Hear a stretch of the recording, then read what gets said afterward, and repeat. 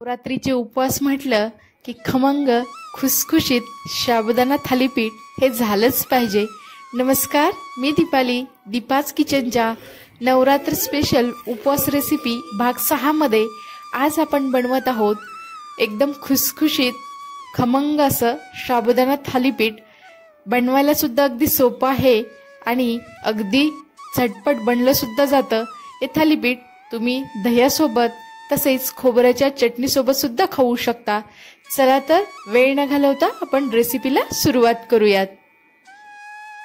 इथे मी 1 वाटी भिजवलेला साबुदाणा घेतलेला आहे, तसेच 1 मोठ्या आकाराचा बटाटा उकडून घेतलेला आहे आणि इथे 3 ते 4 चमचे शेंगदाण्याचा जाडसर असा कूट घेतलेला आहे।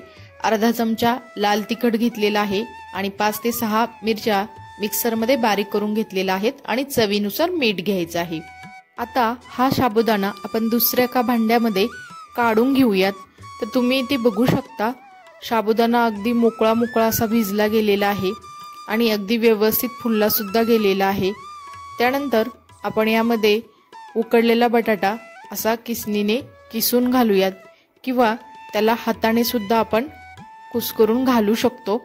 तर तुम्ही ते बघू शकता मी त्याला थोडंसं किसून घालते आहे, त्यामुळे तो एकसंग असा आपला साबुदाण्यामध्ये मिक्स होईल।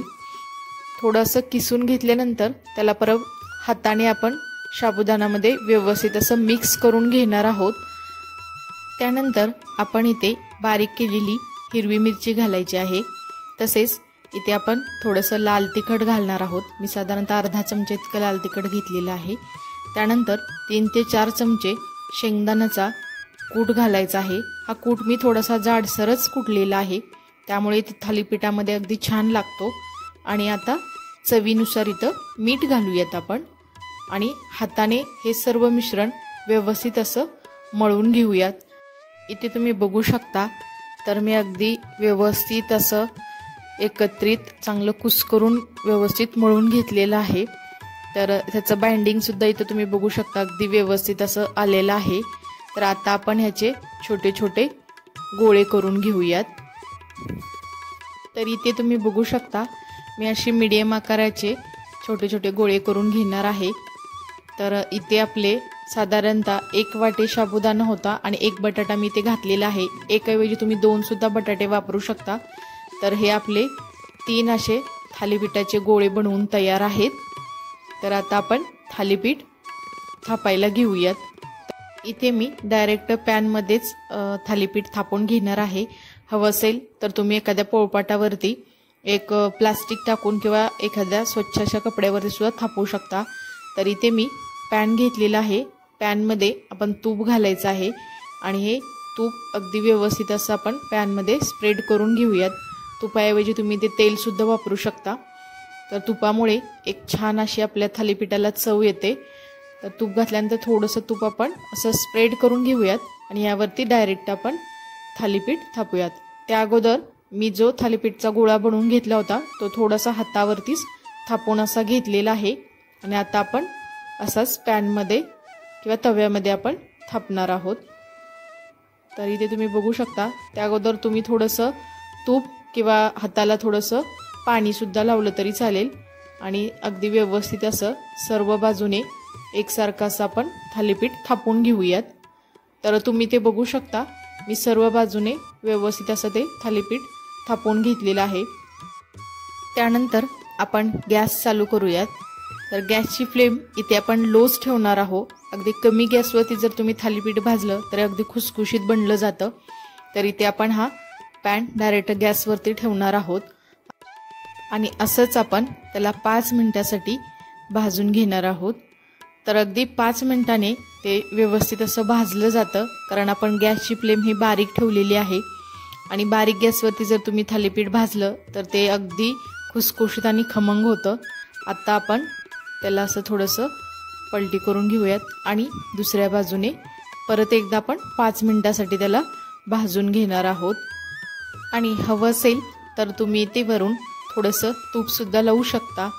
तर अगदी चवीला खमंग आणि एकदम छान असं आपलं थालीपीठ लागतं।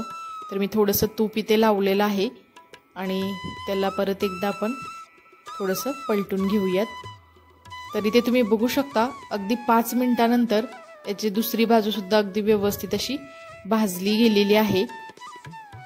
कलर सुद्धा अगदी छान आलेला आहे लालसर। तर आता आपण हे थालीपीठ काढून एका जाळीमध्ये ठेवायचं आहे, कारण वाफेमुळे ते ओलसर होतं किंवा ते थोडंसं मऊ होण्याची शक्यता असते। तर ते असं थोडंसं खुसखुशीत लागावं यासाठी जाळीमध्ये ठेवल्यानंतर त्याची वाफ थोडीशी निघून जाते आणि थालीपीठ खाण्यासाठी अगदी खुसखुशीत लागतं। तर हे थालीपीठ अगदी गरम गरमच खाण्यासाठी चांगलं लागतं। तर इकडे मी दुसरे अजून 2 तवे ठेवले होते आणि त्यावरती बाकीचे राहिलेले दोन्ही थालीपीठं मी यामध्ये करून घेतलेली आहेत।